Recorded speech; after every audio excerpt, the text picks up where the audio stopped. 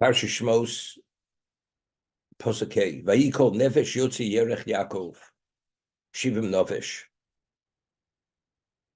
V'Yosef Hoyim B'Mitzrayim. All the progeny of Yaakov were 70 individuals. V'Yosef Hoyim B'Mitzrayim. And Yosef was in Egypt. So we left off with this Rashi yesterday. Yosef and his children were part of the 70. So what does this come to teach us? He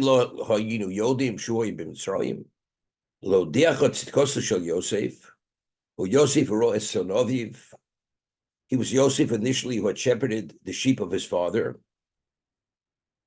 Who Yosef shoyim b'Mitzrayim, v'nasa melech, v'omi b'tzidko.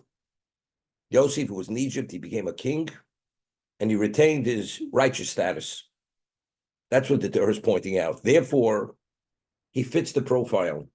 Because if he wouldn't have been retained his righteous status, then he wouldn't have been considered as part of the others, because his profile is slightly different. We'd mentioned that Yaakov, before he gave the bracha to Ephraim and Menashe, first it says over there, he blessed Yosef. He blessed Yosef. And what was the blessing to Yosef? The blessing to Ephraim and Menashe. What did that mean? Yaakov says to Yosef, Ros ponecho lo filoti. I never even considered seeing your face. And not only do I see your face, I see your children. Ephraim and Menashe, and therefore Ephraim and Menashe should assume the status of Reuven and Shimon. They should assume the status of tribes. What does he have to give that introduction? I never considered seeing your face. And then he says, not only did I see your face, your children, Ephraim and Menashe, I see also. And as a result, who were born to you before I came to Egypt, and therefore they should be like Reuven and Shimon. So we explained that initially, Yaakov just knowing that Yosef was alive was not a sufficient consolation to him. It was only after he had seen the wagons, which alluded to the last thing they had studied, then it says, Vatchi Ruach Yaakov. That's when he was reconnected. He reconnected in terms of prophecy. Only then did he have that level of joy, understanding that Yosef was the same Yosef. Yosef being alive as a human being, as a son, is not sufficient. Because if Egypt compromised Yosef, Yaakov is still in the doldrums. And he doesn't have sufficient joy to reconnect with God. He failed. Because Yosef is essential. We always say, the face, what does the face indicate? In Hebrew, the face is panim. Panim without vowels is pinim. When you look at a person's face, it identifies and reveals everything that's within the person. Everything is etched on the person's face, which is the essence of that person. That's the panim is pinim. When he saw Yosef, he saw his face. He says, Ros panech lo filoti. I never considered seeing your face again, meaning the face that was the original face, that he was Yosef Rotzonoviv, that he was the Ben Zekunim, that when he taught him all the Torah that he'd studied in Shem and Aver. He says, I never considered I would see that face ever again. That face would reflect your essence. And now I see it is. And not only that, you're able to father children that are an expression of that status. Therefore, as a result of that, Ephraim and Menashe should be like Reuven and Shimon. They assume the status of tribes. So this was the ultimate to Yaakov. The ponim, that's what we say, Yosef ibn Soroyim. Yosef was the one who shepherded his father's sheep. And now as king, he's the same Yosef. That's the ponim. Ros ponech lo filoti. We say in the Brachos Sim Shalom Shmon Esrei Kivor ponech l'sat lonu, Hashem Elokeinu, Toras Chaim v'avos chesed. At Sinai, with or ponecha, with the light of your countenance, you gave us Toras Chaim v'avos chesed. The Torah, that Sinai, and avos chesed, they go hand in hand. Kivor ponech l'sat Hashem Elokeinu, Toras Chaim v'avos chesed. What is the bor ponecha? Now, it's very interesting. HaKadosh Baruch Hu is infinite. Anything finite cannot fathom something that's infinite. Even the greatest angel, Chaim Voloshin speaks about this Nefesh Chaim, cannot fathom who HaKadosh Baruch Hu is. We have an inkling. We understand, but to be able to fathom what he is, finite cannot fathom infinite. What did Hashem show us at Sinai? We saw the countenance of Hashem. Although we cannot fathom it, because finite cannot fathom infinite, but when you see whatever Or Panecha means, the light of the countenance of Hashem, when he showed us his countenance at Sinai, what we saw, what that represented, it represented the infinite. Because if we're saying Ponim is Pinim, the face reflects the essence, the totality, although we don't understand what that is, but when you see that, that is a representation of the totality, of the infinite. The Torah itself is infinite because that's God's wisdom. Toras Chaim, the Torah, which is the source of our life, that's the connector, we connect to God. Va'avas chesed. And to understand and have the love for chesed, to understand that chesed is essential to the spirituality of the Jew, we only understood that when we saw the light of the countenance of his face. Not that we understood it, but we were exposed to that. There's a mitzvah 3 times a year. It's called Aliyus HaRegel. Every male has an obligation to go to the sanctuary. What is the obligation of Aliyus HaRegel? Ascend to the Temple Mount. And what do? You have an obligation to bring a korban. It's called an Olas Riyah, a burnt offering for Yom Tif. Olas Riyah. Now, and how does the Torah depict it? What is that visit? Liros as Pnei Ha'odon Hashem, to see the face of the Master God. That's the obligation. 3 times a year you should go and see Pnei Ha'odon Hashem, the countenance of the Master God. What is that? The answer is when you go to the Beis Hamikdash, which is the location of the Shekhinah, what you're seeing, what you're experiencing is a representation of the infinite. That's again, it's Pnei. What do you mean the Pnei? The face, the countenance. Again, what is Pnei? Pnei is Pnim. When you're exposed to the Pnim, you become a different dimension of person.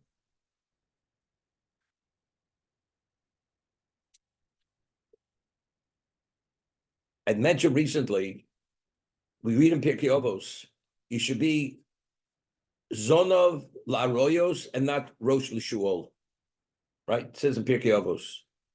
You should be the tail of a lion and not the head of a fox. So the Maral explains, but what is a tail? A tail has almost no significance. And the head of a fox who's very cunning and shrewd, it's the head. It's better to be the tail of a lion than the head of a fox. So Maral explains, you may be the tail of a lion, which is insignificant in the totality of the lion, but you're still part of the lion. You don't want to have any relevance to what the fox represents, which is deception and guile. So I'm saying, Liros Pnei Hashem, we have no understanding what we're seeing. It's like you're seeing the tip of the iceberg. Lahavdil. When you see the countenance of HaKadosh Baruch Hu, that ponim represents infinite. It's the tip of the iceberg, but what you're seeing is a representation of the totality of everything. That's the obligation of Liros Pnei Odin Hashem. Ros Panech Lo Filoti. This is Yosef Hoyi ben Mitzrayim. Yosef, despite the fact that he was king of Egypt and he had everything at his beck and call, he was no different than Yosef, who was originally the shepherd of his father's sheep.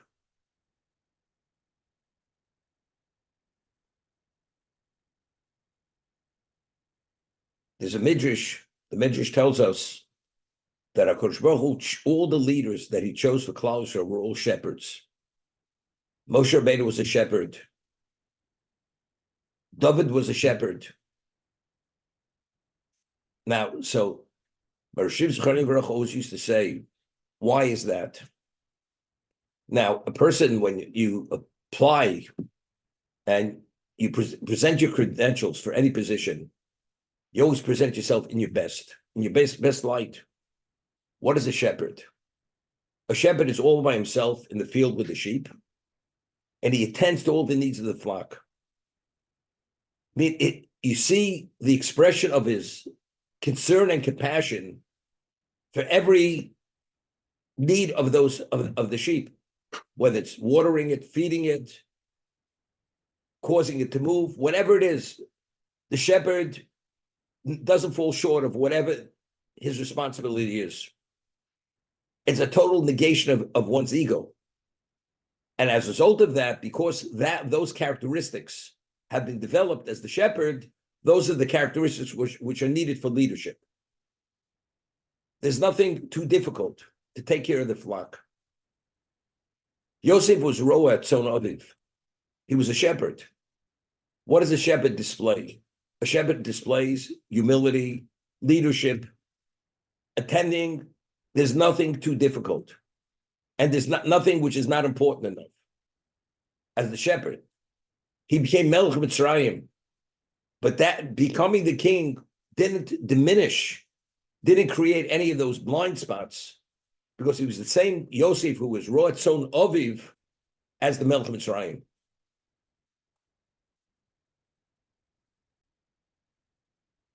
You're asking a question today that we no longer have a Beis Hamikdash.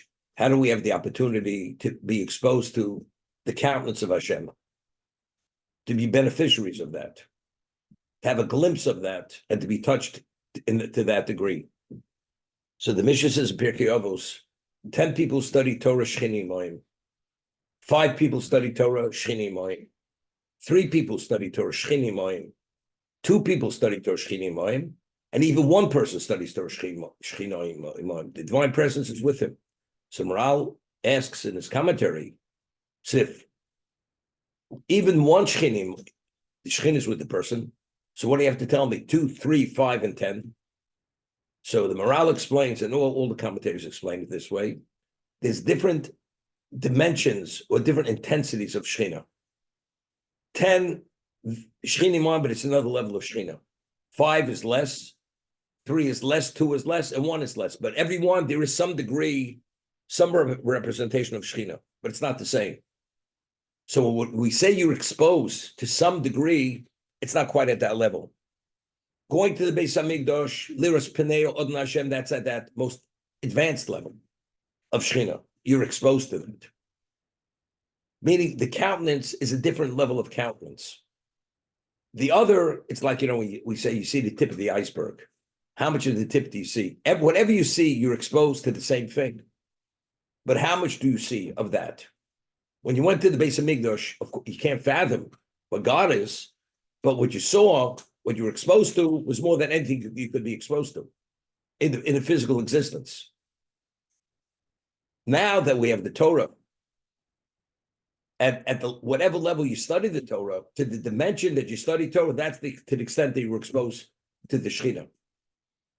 And based on that, that will determine to what degree you're touched, spiritually speaking.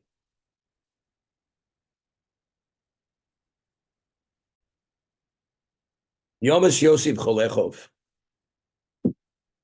Yosef and all his brothers, V'chol Adarahu, and the whole generation, they died.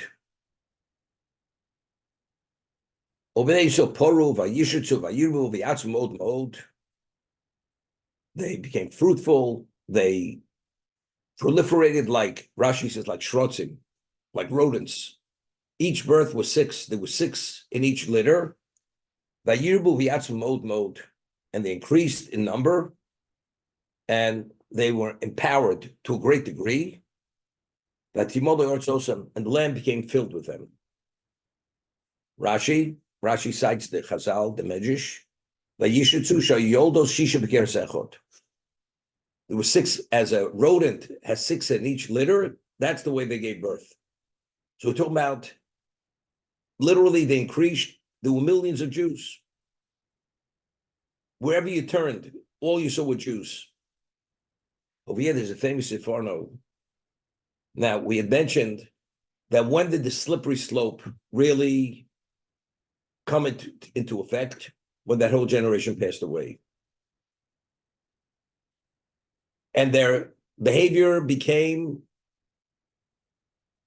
did not reflect who they were. As it says in the Midrash, they stopped circumcising themselves. And if you take a look in the words of the Medrash, they say, we want to be like the Egyptians who are not circumcised, and therefore we will stop circumcising ourselves. Those are the words, what they said. So when Hashem says, if you're going to stop circumcising yourselves, although the Egyptians until now, they revered you and valued you, now they're going to despise you. They're going to see you as the enemy. And that's what precipitated the bondage, because they wanted to put these shackles on them. Because if you want to be like the Egyptians, this is going to be the consequence of that. We want to be like the Egyptians, which are uncircumcised. So the Sefarno says, what's Vayishritzu? They behaved like shrotzim. Their behavior were like rodents. You cannot recognize that these were really the descendants of the original family that came to Egypt. If you take a look at, who was it? The propaganda minister of Hitler, Yimach Shmo V'Zichro. Goring. Not Goring. Goebbels. If you take a look at the, at the time of the Eichmann trial, when I remember I remember it was right before my bar mitzvah, and when they caught him in the movie theaters, they showed newsreels of the Nazis. The Nazis recorded everything, and they had newsreels of the propaganda, how they dehumanized the Jews in the minds of the German population, and they showed rats just teeming out of the sewers. And then they showed the Jews in rags, unkempt, and they equated the Jews to the rats. So in the public's mind, what were the Jews? A bunch of parasites, a bunch of rodents. That's how and therefore it was a gradual psychological depiction of the Jew. So afterwards, to kill although a human being, it's not so simple to kill a human being. But these are subhuman. They're no different than the rodents. The Jews, the way they behaved, the way they lived their lives, there was no reflection on who they were originally. This is Vayishritzu. They behaved like shrotzim. There was no semblance of that from that original family. Once there's no semblance, although factually they are the relation of Yosef, but the whole sense of how could I do this to a person's family who we should be beholden to him, they don't behave like his family. If at least they would reflect who he was, is one thing. They don't. They behave like shrotzim. This is the way the Sefarno learns. And because of that, therefore the Egyptians had, conscious-wise, had no problem enslaving the Jews. That's how the Sefarno learns. But it's interesting. The first thing they said, we want to be like the Egyptians, and therefore we're going to stop circumcising ourselves. We had mentioned, why does Yechezkel Hanavi depict Egyptians as donkeys? Besar chamor and besoram. So we said in Hebrew, the word for chomer for material is chomer. Of all the 70 root nations of the world, the one that has the least relevance to spirituality are the Egyptians. They're the most chomer. They're chamorim. Their flesh is the flesh of donkeys, meaning just as the donkey has no relevance to spirituality, they are totally chomer. They said, we want to be like the Egyptians, and we're going to stop circumcising themselves. What is circumcision? If you remember the Chaim we mentioned in Pashas Tazria, originally when Adam ate of the Eitz Hadas, the evil of that fruit expressed itself through the orla. That was the covering. And the covering was not only external, it was internal. Avram Avinu, because he achieved a certain advancement in spirituality, he was able to impact and affect that level of evil of the Eitzadas. So when you remove the outer covering, you're actually minimizing the effect of the evil of the Eitzadas. That's the mitzvah Gnilah. So what does the Orla represent? The ultimate level of physicality. We want to be like the Egyptians. We stop circumcising ourselves. That means you want to forfeit and throw off the relevance of spirituality. You no longer have relevance to spirituality. Once you have no relevance to spirituality any longer, now you're subject to bondage. The Moral explains in the Gvurus Hashem, anything which is physical is finite. And it's subject to control. Something in the spiritual realm is not subject to control. Spiritual effects, it's not effected. So once you say, until they said we recognize who we are, we do circumcision, now you're living as spiritual beings. You cannot be enslaved. Once you say, I want to be like the Egyptian, I will not circumcise myself, that means you want to identify with what that orla is, which is the ultimate in physicality. The impact of the Eitzadas, being physical, you could be controlled. And as a result of that, that's when the enslavement started for that reason.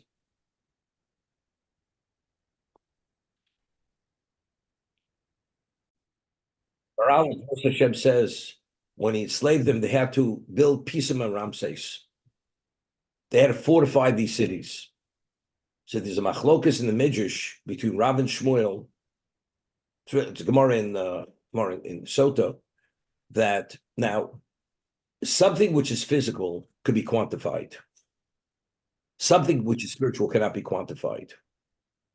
What Paro wanted to show and prove that, as we mentioned, name of Rabbeinu Bachyo, that there's nothing in existence at any level that represents the spiritual. Everything is physical. Physical. That's why Paro was Ofer. Ayin Pei Reish is in the monarch of Egypt was Ofer. Everything is earthy, physical. This is Chamor. Chomer. Everything's Chomer. Anything Chomer you could quantify. Something which is spiritual cannot be quantified. The Jews claimed they were spiritual people. Now, how do you quantify a person? By what he could produce. Gross national product, that's who you are. That's your value. Like, people come and say, what's he worth? You mean that's who he is? What's he worth? Maybe he has that much money, but that's not what he is. Who is he? Well, he's in Forbes or whatever it is. That's not who he is. He may have that, he may do that, but that's not who he is. Paro wanted to prove that the Jews are physical people like every other people. Because how are we going to quantify them? They're going to build Pisim and Ramses. That's that capacity. What happened? It says in the Midrash that when they finished building Pisim and Ramses, it just crumpled to nothing. Every time they completed, it went to nothing. Fell to nothing. We're going to have in a moment. Chaim points out, what was the whole concept of enslaving the Jews to a point where it was inhuman affliction? They worked them to the point where humanly you couldn't survive it. They should have died. So normally a person proliferates when he's healthy. Not when you're malnourished and you worked and fatigued to the point that you're barely alive, but just to the contrary. The more they afflicted him, the more they proliferated, which is contrary to anything physical. Physical, when you wear it down, it doesn't produce. The Jews, the more they afflicted them, the more they proliferated, to prove that their essence is not physical, their essence is spiritual. Pisim Ramses, they finished building it, it crumpled to nothing. He wanted to say, see, this is what you are. This is how we quantify you. Hashem says, no, the Jews cannot be quantified. Because the essence of the Jew is spiritual. It's not physical, like the other nations. But it's again, so when they said we want to be like the Egyptians, not circumcised, to represent, if that's the case, they're going to control you, they'll quantify you, and they're going to demand the quota of bricks that you did. That's how they quantify you, the quota, because that's who you want to be. You want to identify with the Arla, which is an expression of that evil, which is quantifiable, has nothing to do with spiritual. That's the antithesis of spirituality.